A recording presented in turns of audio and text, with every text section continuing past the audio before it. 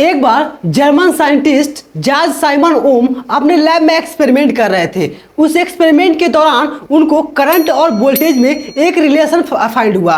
तो उसी करंट और वोल्टेज के रिलेशन को हम लोग ओम के नियम से जानते हैं। तो चलिए हम लोग करंट और वोल्टेज में क्या रिलेशन उन्होंने फाइंड किया, इसी को हम लोग चलिए डिटेल में समझते हैं।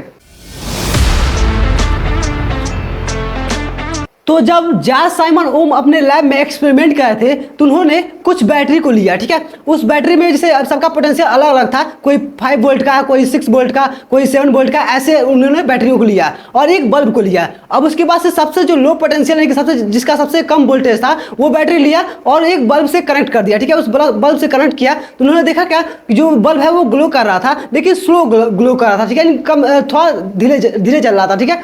तो उन्होंने कम पोटेंशियल वाले जो बैटरी यानी कम वोल्ट का जो बैटरी था उसको चेंज करके उसे थोड़ा सा हाई पोटेंशियल वाला बैटरी को कनेक्ट किया उससे, ठीक है। तो देखा कि जो पहले की अपेक्षा जो बल्ब था वो ज़्यादा तेज ग्लो कर रहा था, ठीक है। तो फिर उन्होंने एक और बैटरी को चेंज किया, फिर उन्होंने देखा जो उससे हाई पोटेंशियल का बैटरी था यानी कि मान लीजिए हमारा 10 वोल्ट का जो बैटरी था उससे कनेक्ट किया तो देखिए कि जो बल्ब है वो और ज़्यादा हाई ग्लो कर रहा है, ठीक है। तो उन्होंने यहाँ से देखा कि जो वोल्टेज को जैसे जैसे हम लोग इंक्रीज कर रहे हैं वैसे वैसे हमारा जो करंट है वो भी इंक्रीज हो रहा है। ऐसे यानी कि जो करंट है वो ज़्यादा इंक्रीज कर रहा है, इसलिए बल्ब ज्यादा तेज ग्लो कर रहा है, ज्यादा तेज जल रहा है, ठीक है। तो इस तरीके से उन्होंने यहाँ पे एक रिलेशन दिया, जो V है वो डायरेक्टली प्रोपोर्शनल टू है I के, ठीक है। यानी कि जो वोल्टेज है वो डायरेक्ट हमारे करंट से रिलेशन कर रहा है। जैसे जैसे हम लोग वोल्टेज को ग्लो कर रहे हैं, ज्यादा इंक्रीज कर रहे हैं, वैसे वैसे हमारा करंट भी इंक्रीज हो रहा है।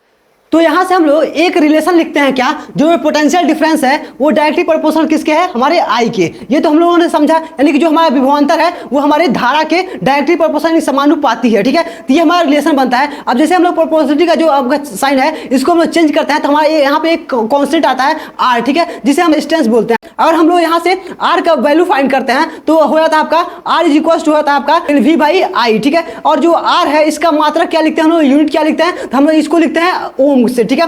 ओम क्या क्यों लिखते हैं, तो क्योंकि जो ये रिलेशन बताए हैं वो कौन बताए हैं, तो वो रिलेशन बताने वाले आपके जॉर्ज साइमन ओम है, एक साइंटिस्ट। तो उनके नाम पे हम लोग इसका जो यूनिट रखते हैं यानी कि मात्रा रखते हैं उसको हम लोग ओम से रिप्रेजेंट करते हैं, ठीक है। तो इस तरीके से ये जो पूरा रिलेशन है वो जॉर्ज साइमन ओम ने दिया और इसी रिलेशन को हम लोग ओम्स लॉ के नाम से जानते हैं, यानी कि ओम के नियम से जानते हैं, ठीक है। अब चलिए हम लोग इस नियम को और ज़्यादा डिटेल में समझते हैं, कैसे हम लोग को प्रॉपर डेफिनेशन इसका लिखेंगे, ठीक है। यानी कि हम लोग इसको डिफाइन करेंगे ताकि हम लोग जो हमारे एग्जाम में क्वेश्चन बनते हैं वहां पे हम लोग क्वेश्चन लिख पाए, ठीक है। तो हम लोग इसको कैसे डिफाइन कर सकते हैं, हम लोग इसका डेफिनेशन क्या लिख सकते हैं, तो हम लोग कह सकते हैं if the physical condition of the conductor like temperature, density, mechanical strength etcetera are remain constant then the current flowing through the conductor is directly proportional to the applied potential at different across the ends of the conductor. यानी कि हम लोग कह सकते हैं यदि किसी चालक की भौतिक अवस्था जैसे ताप, घनत्व, यांत्रिक विकृति में कोई परिवर्तन ना हो तो चालक के सिरों पर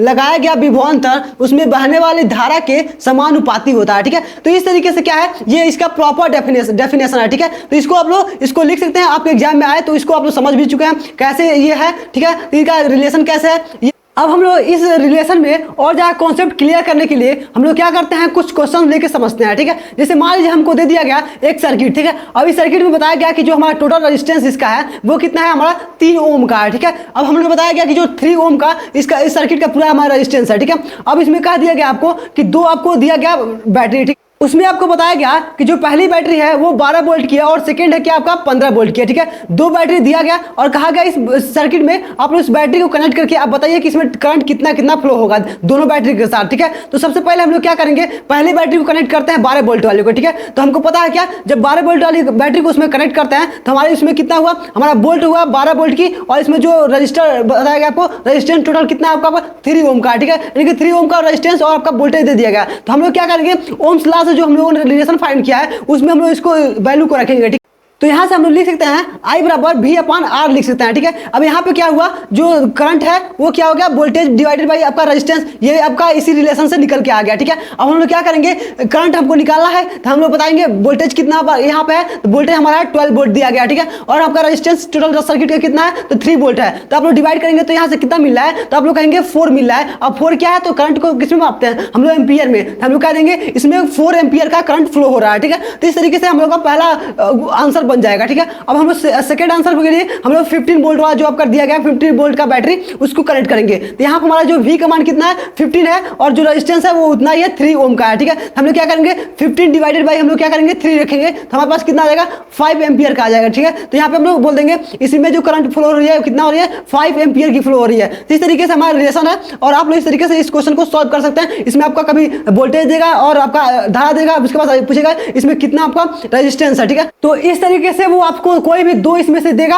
और एक आपसे पूछ लेगा। ठीक है, तो आप लोग यहाँ से बहुत इजीली सॉल्व कर पाएंगे। ठीक है, अब यहीं से हमारे पास एक बहुत ज्यादा इंपॉर्टेंट एक क्वेश्चन बनता है जो कि हमारे एग्जाम में बहुत ज्यादा रिपीट होता है। ठीक है, अब वो क्या है तो कहता है कि डिफाइन 1 ओम, यानी कि 1 ओम को परिभाषित कीजिए कि मतलब 1 ओम होता कहते किसे हैं। ठीक है, तो इस तरीके से आपके क्वेश्चन आता है। ठीक है, अब हम लोग इसको कैसे डिफाइन कर सकते हैं तो आपने यहाँ से एक रिलेशन पढ़ा है क्या, हम लोग जो रिलेशन बताया कि R बराबर क्या होता है V/I। हम लोग तो R क्या है ओम है, तो हमको बताना है क्या 1 ओम बताना है कि 1 ओम कितना होता है। ठीक है, तो हम लोग यहाँ से समझ सकते हैं क्या है जो V है उसको अगर हम लोग 1 ले लें और हम लोग I को भी 1 ले लें तो हमारे पास क्या हो जाएगा, हमारा जो टोटल इसका डिवाइड करके आएगा तो क्या होगा हमारा 1 ही ओम आएगा। ठीक है, हम लोग यहाँ से परिभाषित कर सकते हैं इसे, यानी कि बता सकते हैं, इसको डिफाइन कर सकते हैं, आंसर दे सकते हैं। क्या कर सकते हैं हम लोग कि यदि किसी कंडक्टर के इंड्स में यानी कि उसके किसी चालक के सिरों पे पोटेंशियल डिफरेंस यानी कि जो आपका विभवांतर है वो अगर 1 वोल्ट का है और उस कंडक्टर में जो करंट फ्लो हो रही है वो 1 एम्पियर की हो रही है, तो हम लोग कह सकते हैं कि जो उस सर्किट का पूरा कह सकते हैं तरीके से जो रेजिस्टेंस यानी कि उसका प्रतिरोध है वो 1 ओम का है। ठीक है, तो इस तरीके से आप लोग इसका डिफिनेशन लिख सकते हैं और आप लोग इसको